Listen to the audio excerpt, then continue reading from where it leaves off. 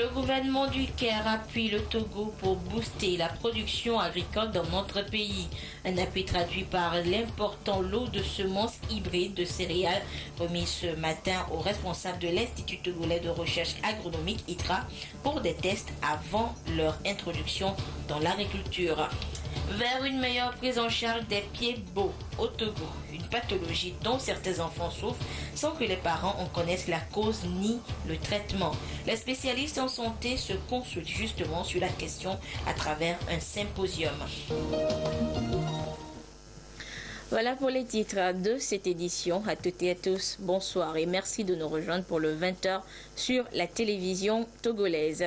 Tout d'abord, à ce message du président de la République à Sa Majesté Mohamed VI, roi du Maroc. Un message de félicitations du président de la République Fort et Sozimna Gnazingbe au moment où le peuple marocain s'apprête à commémorer sa fête nationale. Le chef de l'État, dans sa lettre à Sa Majesté Mohamed VI, s'est réjoui de la qualité des relations d'amitié, de coopération et de solidarité qui existent si heureusement entre leurs deux pays et souhaité vivement de les voir se consolider et se diversifier encore davantage.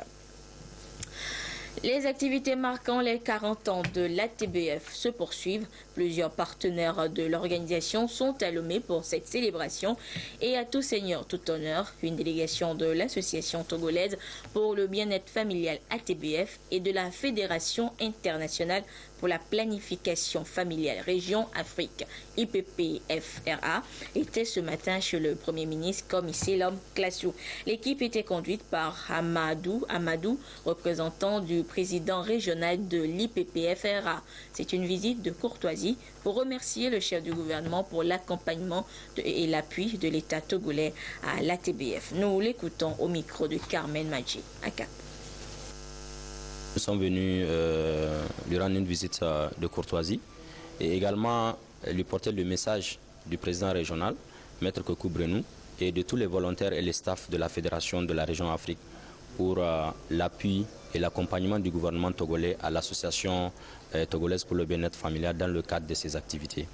Et nous avons trouvé un Premier ministre très disponible, très ouvert, et qui en son temps déjà en tant que ministre de l'Éducation a déjà œuvré dans ce sens. Et nous sommes rassurés au sortir de cette audience que l'appui et l'accompagnement du gouvernement togolais ne fera pas défaut à l'association togolaise pour le bien-être familial dans le cadre de l'offre de services et de qualité en matière de santé de la reproduction aux populations togolaises, celles qui sont dans les coins les plus reculés du pays. Et la même délégation s'est ensuite rendue à l'Assemblée nationale où elle s'est entretenue avec le président de cette institution, Dama Dramani. L'IPPFRA est une organisation mondiale qui compte 42 pays en Afrique et 170 dans le monde. Et l'ATBF est sa représentation au Togo.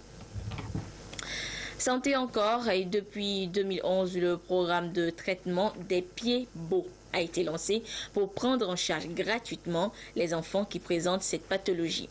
Les enfants justement qui en souffrent marchent avec le dos du pied. Et le programme est mal connu du public, d'où le symposium national organisé ce jour pour en parler et sensibiliser sur sa prévalence. Dans Djouma Ali, Edem se supporte. Environ 2 enfants sur 1000 naissent avec le pied beau dans le monde et au Togo, 423 naissent chaque année avec cette pathologie. C'est en fait une déformation du pied amenant l'enfant à marcher non sur la plante des pieds, mais sur le dos du pied.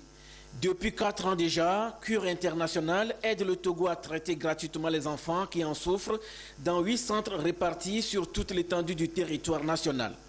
Le symposium de Lomé veut sensibiliser les professionnels de la santé, les partenaires et la population sur la prévalence du mal et les disponibilités de son traitement par la méthode Ponseti. Après la détection de la pathologie, nous recevons l'enfant, on donne des conseils aux parents. C'est très primordial parce que les conseils, pourquoi? Certains parents pensent que ces enfants sont des enfants fétiches, c'est des enfants qui ne sont pas normaux. Et ils sont souvent abandonnés. Donc nous donnons des conseils aux parents pour qu'ils puissent vraiment suivre le traitement qui est long, de 0 à 2, 3 ans. Et s'ensuit les plâtres successifs. On fait 5 à 6 plâtres successifs, puis le médecin fait une ténotomie. Donc on fait un autre plâtre final. On met des chaussures qui doivent maintenant maintenir la position corrigée pendant 6 à 2 ans pour que l'enfant n'ait pas de récidive. Donc à cette phase aussi, il y a vraiment une sensibilisation des parents pour qu'on ne laisse pas le port des chaussures pour que la pathologie revienne. Nous avons 2 grandes phases du traitement. La première phase, c'est la correction et la deuxième phase, c'est le maintien. Jusqu'en juin 2015, au moins 524 enfants ont été déjà pris en charge. Il existe 2 formes de pied-bot. Le pied-bot, il peut être idiopathique. Idiopathique, ce terme veut dire qu'on n'a pas trouvé la cause de ce pied-bot. L'enfant est né, on l'examine, mais on n'a pas trouvé la cause de cette malformation-là. Il est idiopathique. Mais le pied-bot peut être secondaire. Secondaire, c'est-à-dire que l'enfant naît avec d'autres anomalies qui rentrent dans le cadre d'une autre maladie. Des prédispositions, alors habituellement c'est une surprise, c'est une surprise. Le diagnostic peut être fait pendant la grossesse, par l'échographie. On peut faire le diagnostic en voyant la position vicieuse du pied. L'échographiste peut dire ce pied il ne se présente pas normalement. Mais des prédispositions, non. Il y a quelques cas de pieds-bots familiaux. Très peu de personnes reçoivent le traitement dont ils ont besoin et beaucoup grandissent avec ce handicap invalidant. Si cette pathologie est prise en charge précocement, les chances sont grandes pour une correction complète. À défaut, on passe à la chirurgie qui est complexe et coûteuse. Et aux États-Unis, c'est une toute autre chirurgie, tout aussi complexe, qui vient d'être réalisée. Une greffe de 2 mains sur un petit garçon de 8 ans. Une véritable prouesse médicale jamais réalisée. Il fait son entrée sous les applaudissements. Du haut de ses 8 ans, Zayen Harvey est le premier enfant au monde à avoir reçu une greffe des 2 mains. Les gars, je vais juste vous dire merci. Zayen avait dû être amputé de ses mains et de ses pieds et subir une greffe de rein suite à une grave infection alors qu'il n'avait que 2 ans. Cette fois, pour la greffe de ses mains, l'opération a duré plus de 10 heures. La question principale, parce que c'est un enfant de 8 ans, est-ce que ses mains toutes neuves vont grandir avec lui?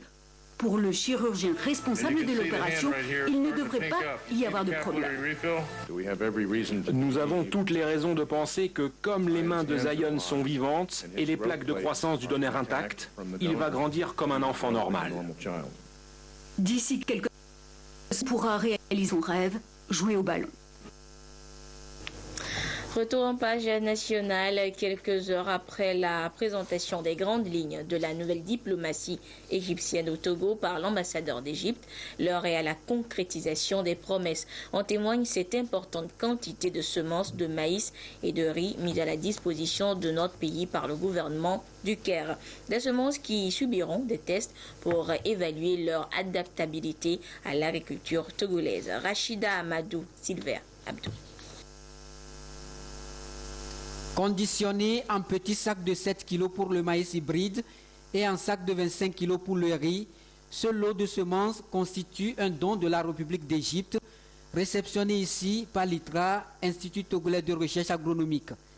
Ce centre va tester ces produits et évaluer leur adaptation en matière climatique et de productivité au Togo. Si ce test est concluant, cela permettra de diversifier et élargir la gamme de variétés des semences au grand bonheur des paysans togolais.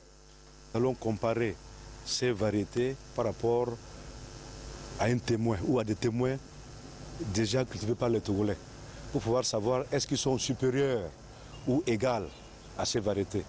Est-ce que ces variétés sont adaptées aux conditions climatiques, pathologiques et quel est le rendement grain. Et il y a aussi un aspect important, c'est pourquoi nous voulons les comparer aux variétés cultivées au Togo, c'est est-ce que leur acceptabilité par rapport par le consommateur. Ce geste de la République d'Égypte illustre sa volonté d'accompagner le Togo dans sa politique de développement agricole et soutenir surtout la filière de production céréalière. Un mécanisme pour renforcer et entretenir davantage la coopération bilatérale entre le Togo et l'Égypte. L'agriculture, l'irrigation est un des plus autres domaines de coopération, des projets que j'apporte avec moi pour cette coopération avec le Togo dans l'avenir. L'Égypte assuré qu'il fera son retour fracassant dans les entraites de l'Afrique et spécialement avec le Togo. Ces semences seront réparties dans les 5 régions agroécologiques où les techniciens vont procéder à sa vulgarisation. À l'issue des tests, nous allons passer à l'étape, et c'est la deuxième, la vulgarisation, où les paysans vont avoir les semences qu'ils vont développer en zone rurale pour accroître la production. Nous avons 2 experts qui vont arriver incessamment pour accompagner l'ITRA dans ces tests qui vont être effectués dans les jours à venir. En dehors de l'Égypte, le Japon est aussi un partenaire privilégié qui accompagne le développement agricole du Togo. En témoigne cette chaîne de machines agricoles composée d'un motoculteur, d'une faucheuse, batteuse et d'une décortiqueuse. Un matériel fourni au Togo par le biais de Africa Rice pour soutenir la production rizicole. Et pour plus de transparence de la gestion des projets de développement, les entrepreneurs de la région centrale sont en formation sur le mécanisme de gestion des plaintes. Ce mécanisme est un volet du projet de développement communautaire et des filets sociaux PDC+. La marque Bodjona nous en dit plus depuis Sokodé. Le mécanisme de gestion des plaintes sur le projet de développement communautaire et des filets sociaux PDC+, vise à promouvoir la bonne gouvernance et la transparence dans la gestion des fonds alloués. Il a pour but également de lutter contre la corruption ainsi que les déviations des procédures ou comportements incorrects du personnel en charge du pilotage du projet. Cette rencontre des entrepreneurs de la région centrale se veut une session de sensibilisation sur le contenu du mécanisme. Il y a des efforts qui se font pour mobiliser des ressources et mettre en œuvre des projets de développement pour induire un changement en matière de conditions économiques de la population. Et il faut que ces ressources soient bien utilisées. Et donc dans le cas du projet de développement communautaire, il s'agit donc de faire en sorte que tous ceux qui sont à la gestion des projets au niveau de la région, même ceux qui ne sont pas à la gestion du projet, puissent avoir l'opportunité de présenter des plaintes lorsqu'ils savent qu'il y a telle chose ou telle chose qui ne marche pas bien. Ça permet à ceux qui sont à la gestion du projet de faire attention et de gérer les activités, les ressources conformément aux procédures du projet pour que les résultats soient véritablement atteints. Selon la coordonnatrice, Mme Abouka, il s'agit pour le gouvernement d'assainir et de rendre transparente la gestion des ressources pour promouvoir la bonne gouvernance dans la gestion des projets de développement communautaire pour réduire la pauvreté. L'actualité à l'étranger est marquée par la visite du président nigérian au Cameroun. Mohamedou Buhari et son homologue camerounais Paul Biya vont évoquer leur stratégie de lutte contre Boko Haram. Les islamistes ont multiplié ces dernières semaines des attaques sanglantes dans l'extrême nord du Cameroun, notamment à Maroua, une ville qui vit aujourd'hui dans la peur. Regardez. 2000 soldats supplémentaires seront déployés à l'extrême nord du Cameroun pour faire face à la secte islamiste Boko Haram. Cela fait partie des mesures prises par les autorités pour renforcer la sécurité dans cette région menacée par les islamistes depuis 2 ans. On comptera désormais plus de 8500 militaires camerounais mobilisés pour combattre ce groupe islamiste qui ne cesse de changer de stratégie afin de déstabiliser les pays impliqués dans la lutte contre la secte islamiste. La secte recherche de fragiliser aussi la force multinationale mixte en obligeant les pays contributeurs à se recentrer vers des problèmes de sécurité intérieure. C'est-à-dire que si vous avez été frappé par un attentat, comme ça a été le cas du Cameroun et du Tchad, il vous est difficile d'envoyer vos meilleures troupes hors de vos frontières, alors même que votre opinion publique milite pour davantage de sécurité. C'est un effort que doit faire le gouvernement camerounais et la population camerounaise. Le gouvernement camerounais doit s'adapter, doit s'ajuster sans cesse et la population ne doit pas céder à la panique. Le renforcement des mesures de sécurité intervient au moment où le pays attend ce mercredi 29 juillet la visite du président nigérien Muhammadu Buhari.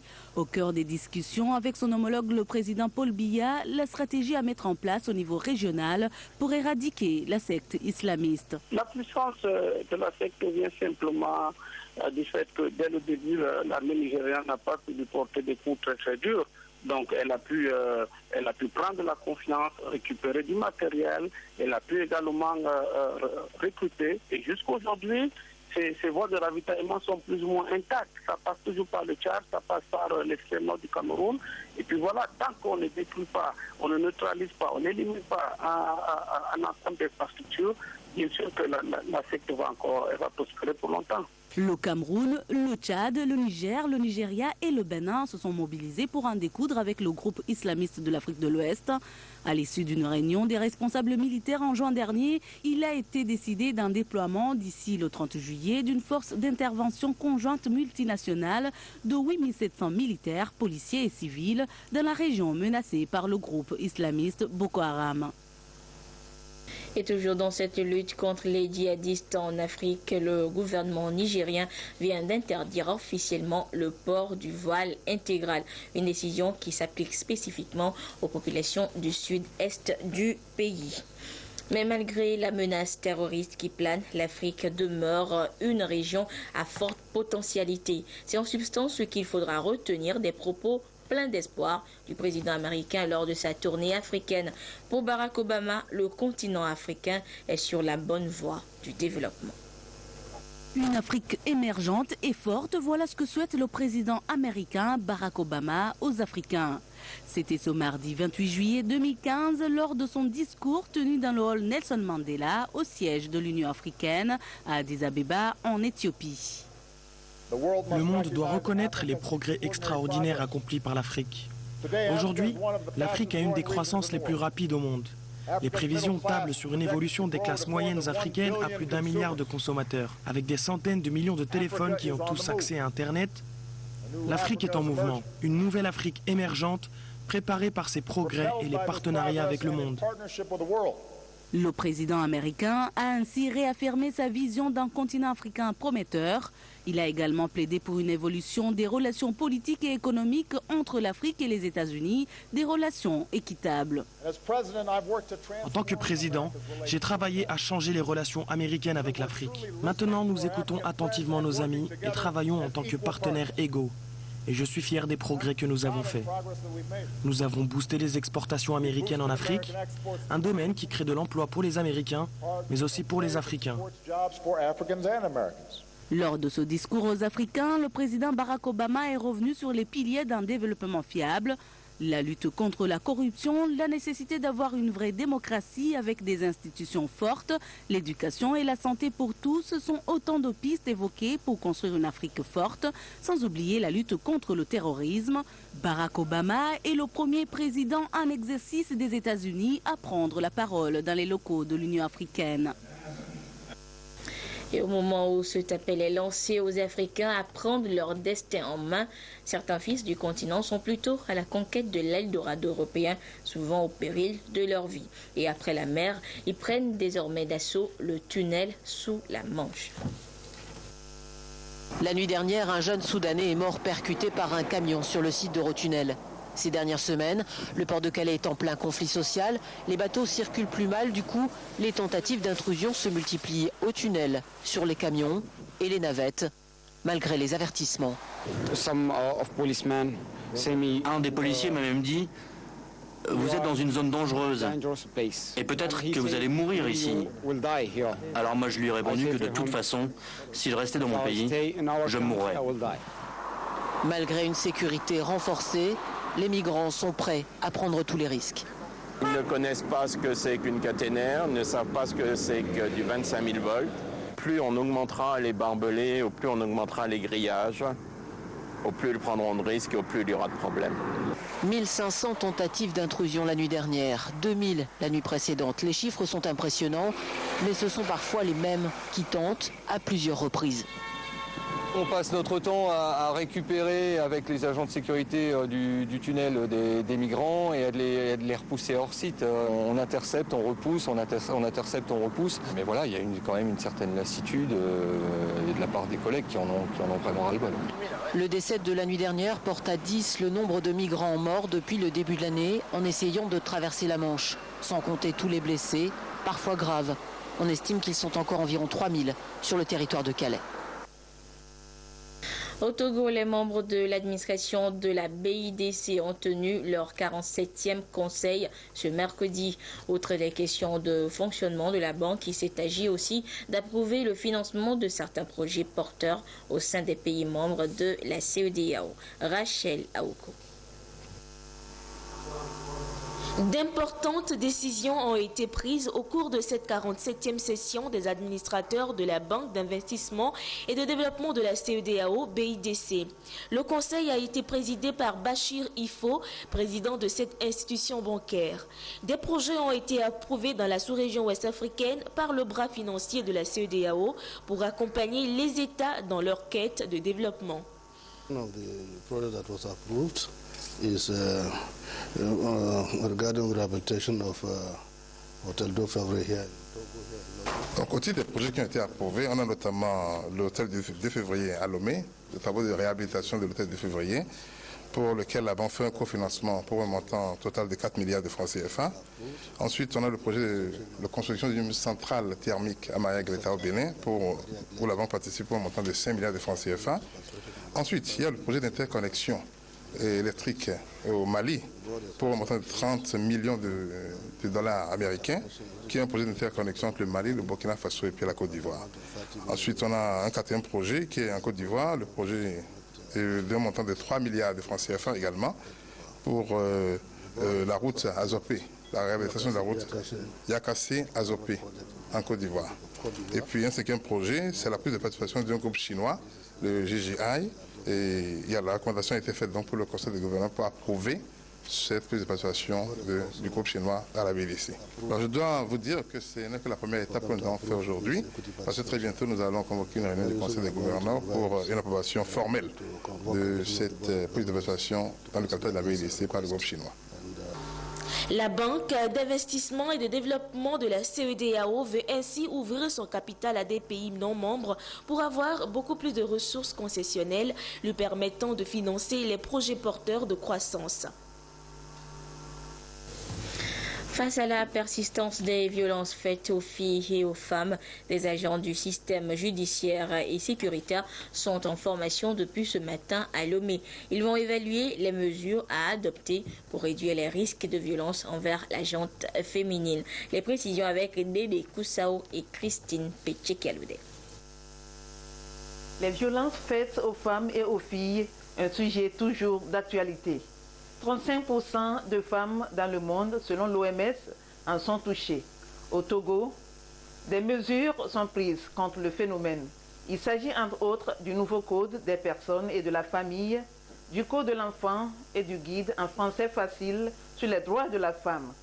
Malgré ce dispositif, les violences persistent. La plupart des cas dénoncés restent sans suite.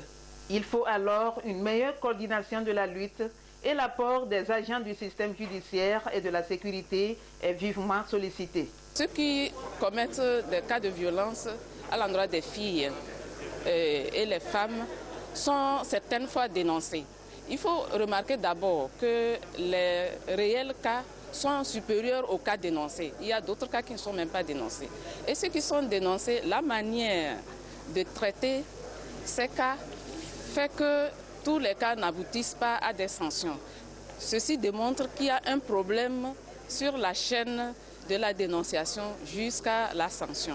Les violences faites aux femmes et aux filles constituent des atteintes graves aux droits fondamentaux des victimes et un frein au développement de la société. Nous sommes sur ce champ-là constamment. Notre souci, c'est de faire en sorte que ces violences diminuent considérablement et au besoin, sinon idéalement, que ces violences-là cessent partout pour que les enfants puissent grandir en sécurité, les filles puissent s'épanouir, la femme puisse être à l'aise pour contribuer au développement du pays au même titre que l'homme.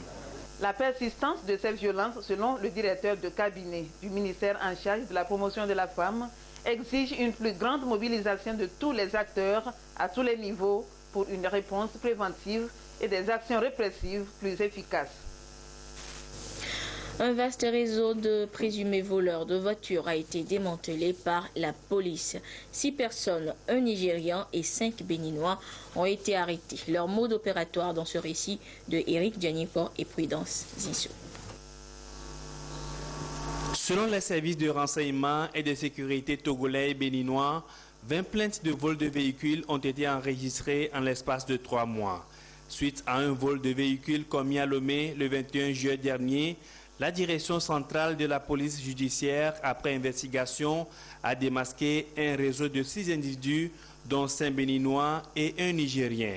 Les présumés délinquants confessionnent de faux documents et plaques d'immatriculation étrangère préfabriquées, leur permettant ainsi de traverser aisément les frontières. Tous les cas de vol de véhicules commis avec le même mode opératoire sur le territoire national depuis un certain temps ont été élucidés et 4 véhicules volés retrouvés, dont un récupéré à Abidjan grâce à la coopération policière internationale. En effet, ces criminels de nationalité étrangère se présentent dans les maisons de location ou de vente de voitures afin d'acheter ou de louer des voitures avec chauffeur pour des courses. Une fois les voitures louées, ces individus entament des courses au cours desquelles ils s'emploient à établir une familiarité spontanée avec les chauffeurs. Pour finir, ils leur demandent de les conduire à leur hôtel de séjour où ils ont déjà pris des chambres pour leur dessein criminel. Après une collation préalablement piégée avec des substances qui neutralisent leurs victimes, les expédients dans un sommeil profond, ces individus s'emparent sans vergogne des voitures. La police nationale appelle la population à une franche collaboration pour démanteler le reste du réseau. La Société internationale pour l'expansion des rites de l'islam, CIRI, vient d'annoncer ce mercredi sa participation à l'organisation du Hajj édition 2015 pour permettre aux fidèles musulmans d'accomplir leur pèlerinage à la Mecque. L'agence de voyage met à leur disposition des prix défiant toute concurrence. Une occasion également pour le Transparency International section Togo de lancer officiellement ses activités dans notre pays. Les précisions avec Luc Assis et Silver Abdou.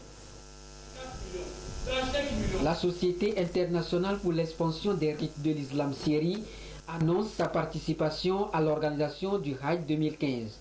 Ceci en vue de faciliter la tâche aux fidèles de Mahomet au cours de l'accomplissement de ce 5e pilier de l'islam à la Mecque. CIRI est là pour l'expansion de l'islam. CIRI est là pour aider les futurs pèlerins, les vieilles, les vieux qui n'arrivent pas à marcher.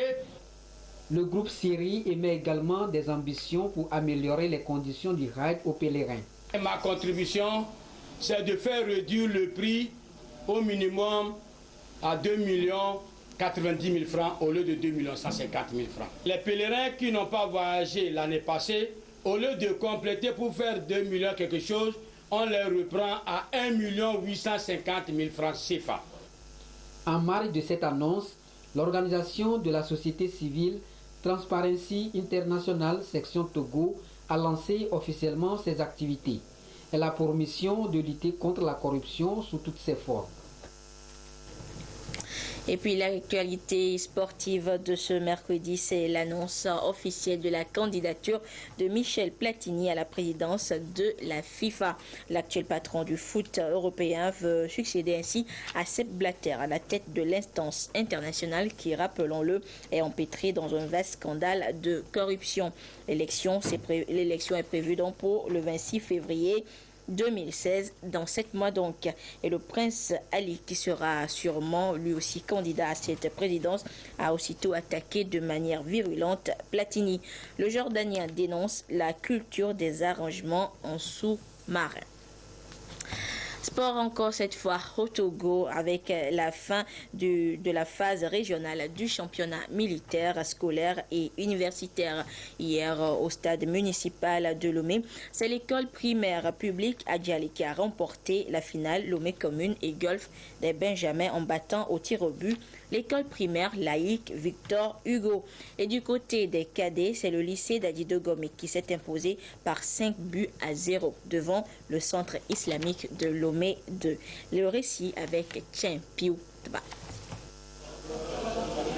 C'est sous le regard du ministre Guy Madié Lorenzo des Sports que l'école primaire publique Adjali, habillée en bleu, et son homologue Victor Hugo se sont neutralisés. Un but partout à la fin du temps réglementaire. Au rendez-vous des tirs au but, Adjali dame le pion à Victor Hugo en réussissant 3 tirs contre 1.